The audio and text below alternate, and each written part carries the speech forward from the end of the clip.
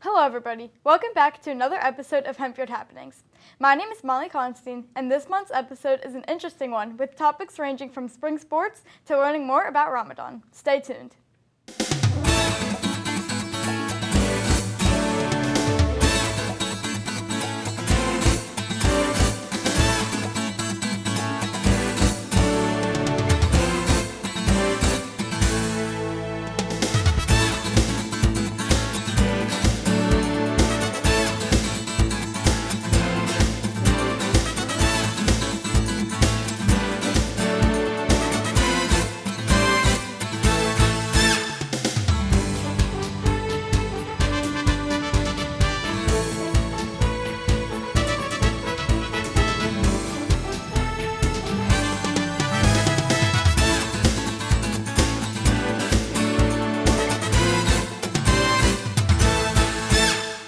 To start off this month's episode, I am here with Hempfield's principal, Dr. Brossman, to talk about the recent Act 34 board meeting.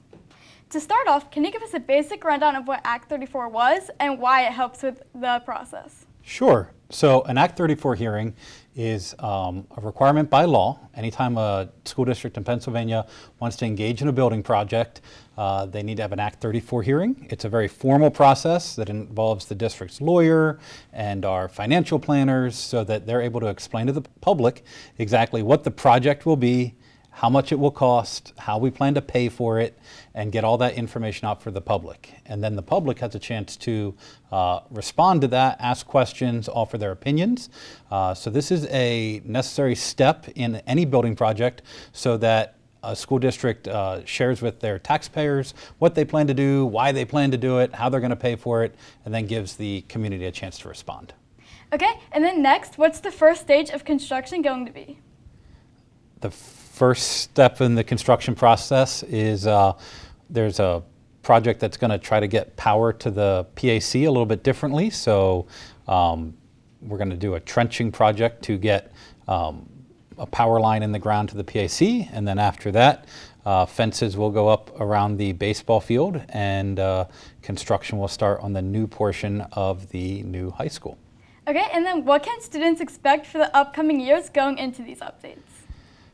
In future years, I think students can expect that their experience inside the building will be pretty consistent. The biggest obstacles we'll face are those outside the building, things like parking, drop-off, buses, how you get in and out of the building. But once you're in the building, the experience will be very similar to what we're having now. Okay, and then is there any other meetings or plans that need to be approved before starting? If so, what can you tell us about them? Yeah, so the district is still working with the East Hempfield Township to get all the building permits and all those pieces finalized. We have to get approvals from the state, and then after that, we need to put the project out to bid, which means the construction companies, they bid on the project, who's willing to do it for the best price. The district will need to select the winners of that bid process and award the contracts, and then once those contracts are awarded, the actual construction can begin. Okay, and then can you give us a rundown of what all these board meetings are like for you guys? Is it rewarding to be part of the school board, and why? So this has been a very rewarding process trying to help shape the future of Hempfield High School. School board is great to work with. I try to attend every single meeting where there's something to do with the building project, and just since I'm involved in kind of the day-to-day updates of things that are going on, I try to be there just to offer my opinions or be able to answer any questions that the board has. But it has been a rewarding and challenging experience. How do these meetings help our school, and what should students in the community know about what you guys go through and how you make these updates coming and happen?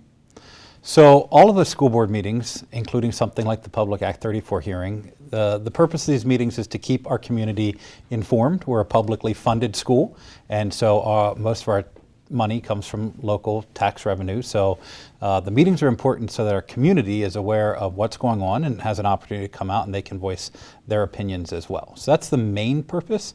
But then as far as for the students themselves, I think it's nice to be able to tune into or see a recap of the meeting or check out the webpage and see what presentations were shared so that they can kind of stay informed with what's going on as well.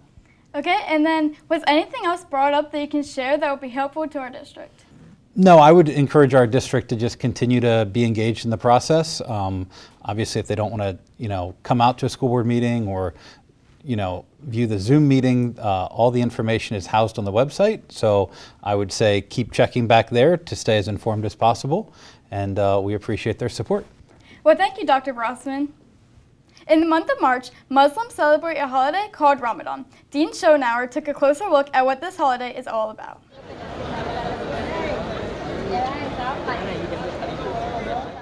Ramadan is the 9th month of the Islamic calendar.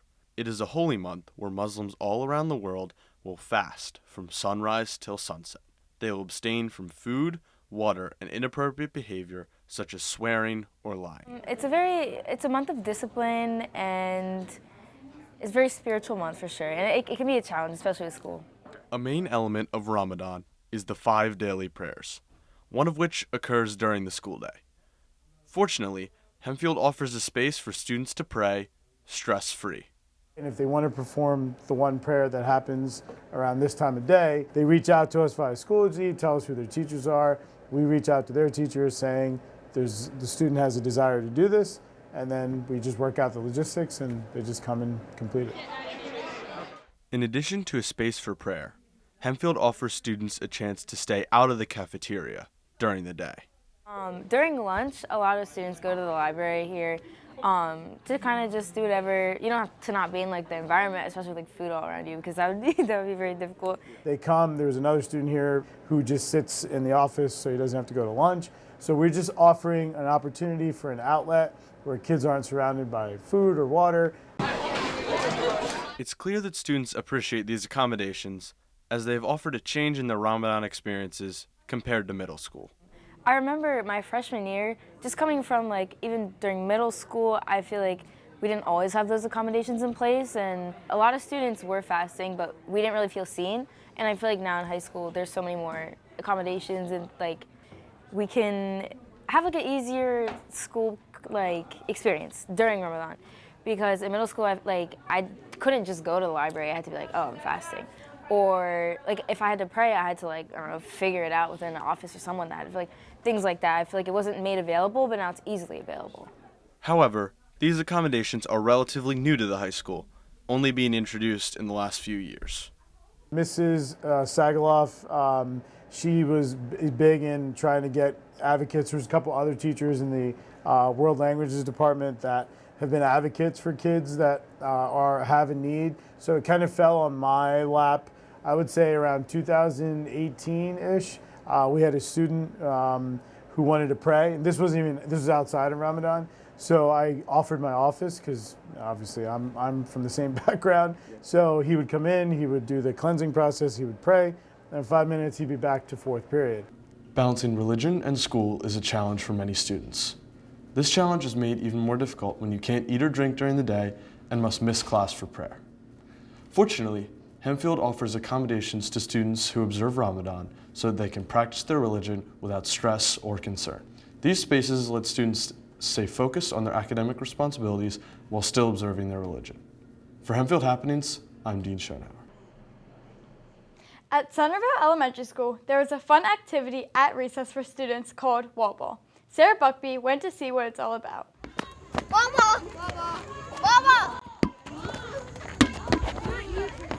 Recess is one of the most exciting times of day for young elementary school students, but sometimes the regular old playground just won't do it. One Hempfield High School Eagle Scout built a better way to play. WallBall is an outdoor children's game that's often compared to squash. The staff at Centerville Elementary School knew the game would bring more smiles to the playground and figured out an innovative way to transfer the ideas from their mind into real life. So one of the PTO members came up to my dad and she asked if anyone was going to be willing to do a WallBall wall for their Eagle Scout project. And I volunteered for it. All the engineering parts out of it, what it would be made out of, any materials we needed, that's what I was in charge of. Before the wall was built, the kids were forced to use the side of the building to play WallBall, which ultimately left a lot of bouncy balls on the roof. When they came into the new school year, the students couldn't wait to see the new addition to their recess. I throw it at the gaga ball thingy, the Gaga wall, and then the wall sets you all the way to the other side of the building. WallBall is important because somebody is out. This is the funnest ever in the world. The kids' appreciation was well-deserved, knowing how much time, effort, and spirit Caleb put into creating his project. 4 days, I myself had around 37 hours of just work, and total with all my volunteers, it was like around 370 hours of work. So the first day we were digging 5 holes 4 feet deep, which was not fun because there's rocks everywhere. Then the second day we were building the frame up with wood. We had a bunch of 6x6s. Then the third day and fourth day was building up the rest of the wall, making sure that everything is screwed in and all tight. The students saw this new advancement to their playground and took it as an opportunity to learn how to play a new game. If you miss the wall and the ball touches before you touch the wall, you're out. You got to not go higher as you fall. You have to hit the wall. Vicky said that. Don't stand too close and somebody will hit you. In addition to being a learning experience, WallBall is now a very successful way for the children to create instant friends. I will play with my friend Colin at 2nd grade. My morning friends. With my friends and different people, maybe. Overall, Caleb's leadership and hard work not only helped to build a daily highlight for the kids at the elementary school, but also helped to build new connections. For Hempfield Happenings, I'm Sarah Buckby. Every May through September, there's a special opportunity for the community to support local upcoming musicians and see free concerts around the city. Amelia Casanova has more to say about this.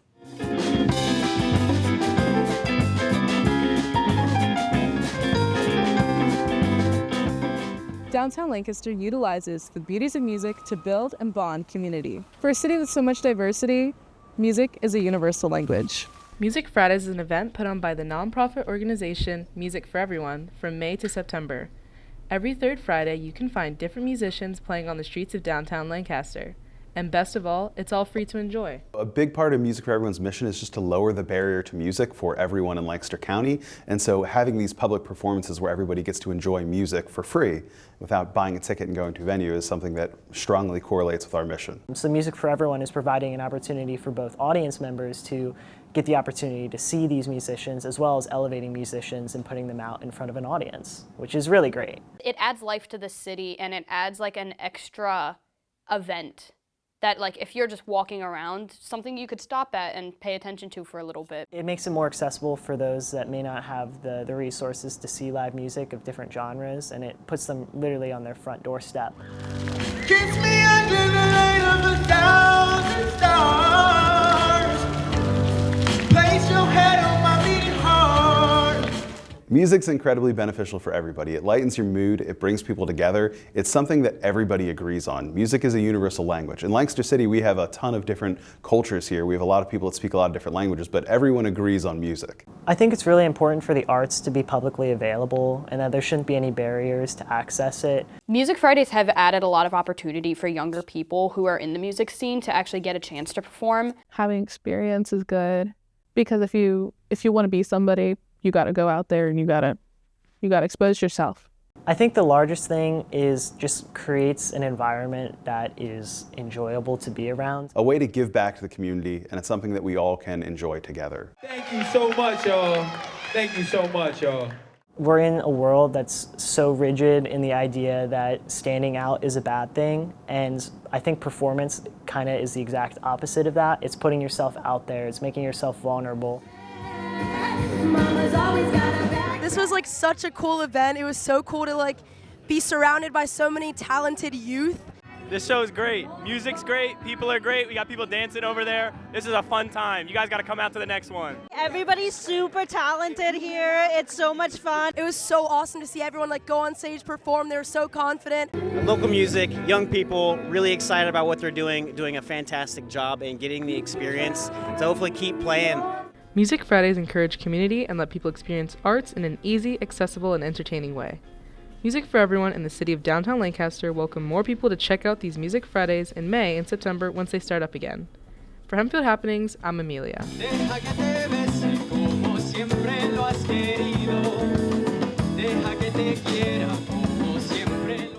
The middle schools prepared their students to be the future of CommTech through their daily news show. Roll the clip. Cue talent, 3, 2, 1. Good morning, Centerville. This is Avery. I'm Madeline for WCMS. The monthly news show you watch here on Hempfield Happenings is created by high school students. Similar to that, middle school students also have the opportunity to be a part of a class that can begin the journey into their CommTech future. I've already completed CommTech 1 over the summer, and I'm planning on getting in on CommTech 2 in freshman year. The Min and Men P words: prepared, punctual, positive, polite, persistent, and productive.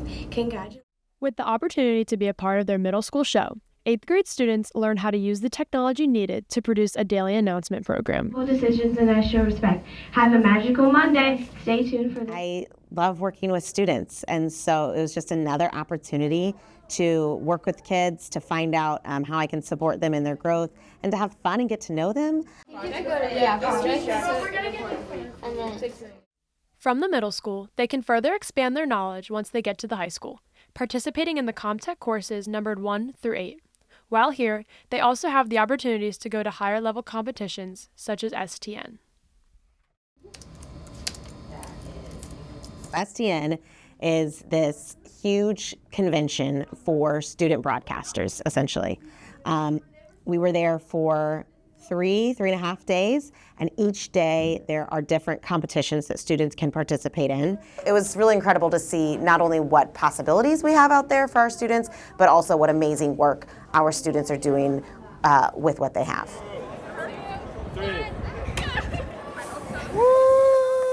As a part of STN, or the Student Television Network, both high school and middle school students across the nation have the chance to compete in a variety of competitions where they film, edit, and submit their works in hopes of winning an award. I got to watch the process, and I think that's going to help me in the future. They're also experienced. I got to watch them just do everything, and seeing how they did it, I can kind of reflect on that and improve my skills. Along with the middle school announcement show, there are yet more endless opportunities Hempfield's CommTech courses bring. And for 8th grade students, it is just the beginning. For Hempfield Happenings, I'm Grace Wagner. Spring is an exciting time here at Hempfield, for it brings in a bunch of sports for students to enjoy. Whether they're playing or watching, spring sports can be a fun time. Speaking of fun, here's Andres Torres.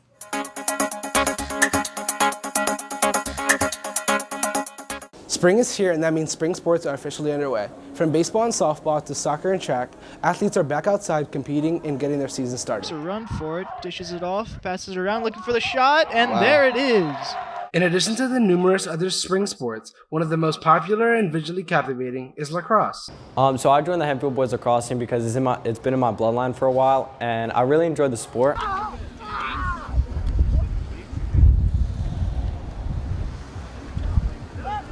My favorite part about lacrosse, I would say, is just like the fundamentals.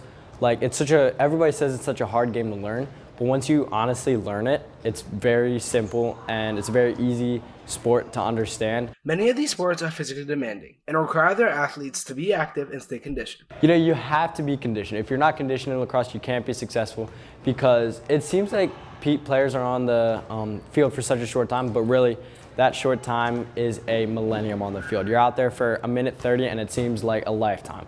You have to be conditioned and you have to be strong because if you're not strong, you can go for a ground ball and just get absolutely rocked, get injured, and it's just not good for the team.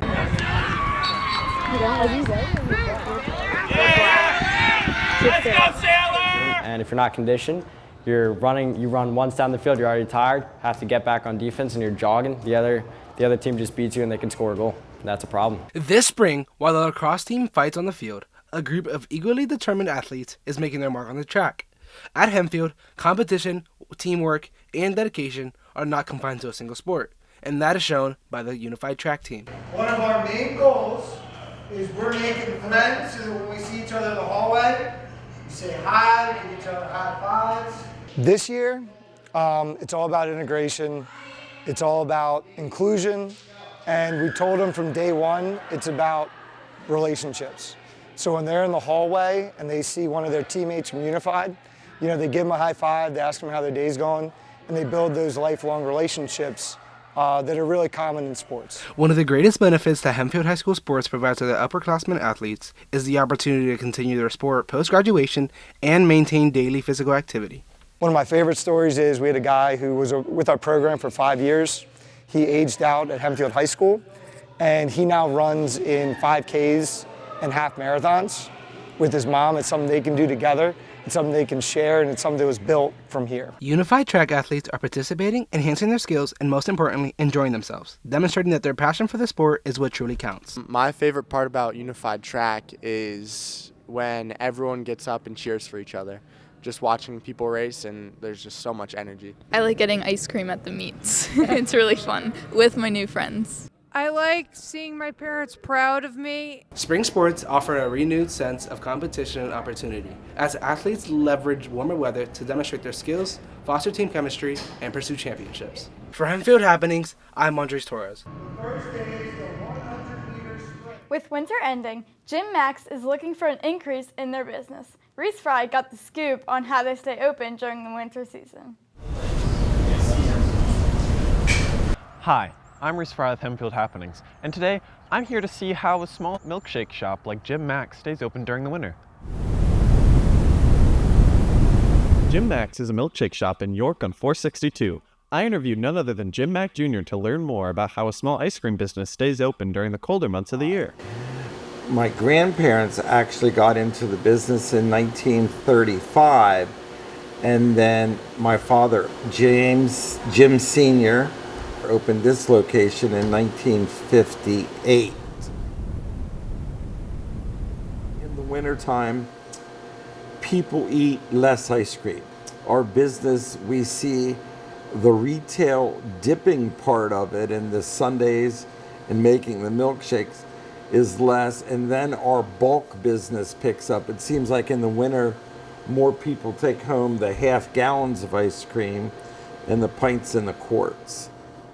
Many customers have been coming to Jim Macks for years due to its joyous atmosphere that makes it a truly memorable experience. I come from a small town and really enjoy small town ice cream. So I brought my son to go to Jim Macks because we looked it up online, and it was like the only close ice cream shop that was like a small time feel. So we went there, and at the time my kid was only 3 years old. So Jim Macks at the time had a little area outside where you could do like photos with a giant chair and everything else, and so we went there and just kind of had fun. I just love a black cherry. Anyways, I'm Reese Fry with Hempfield Happenings. Church World Service is dedicated to giving back to their community. Amelia Casanova has some more information about it.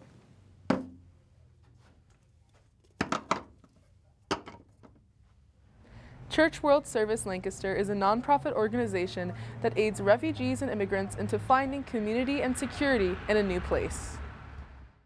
Church World Service works with the broader Lancaster community and works on ensuring that their town, city, and county remains a welcoming place for all of their neighbors, regardless of where they come from.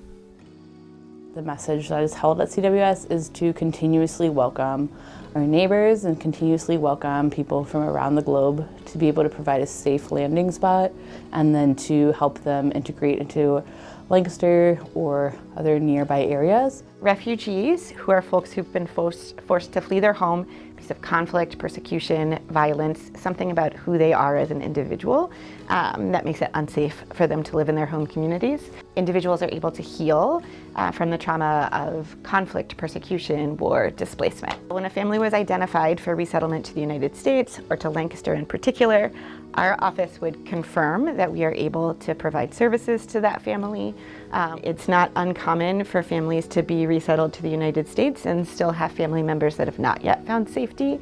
And so our Immigration Legal Services program has been able to help those families begin the process for those families to be resettled as well. This year is actually the first year in our almost 40-year history where we will not be welcoming any new refugee neighbors to the Lancaster area. And that's a really sad reality for us. We've continued to work really hard to support families who are already in our community and who continue to be targeted.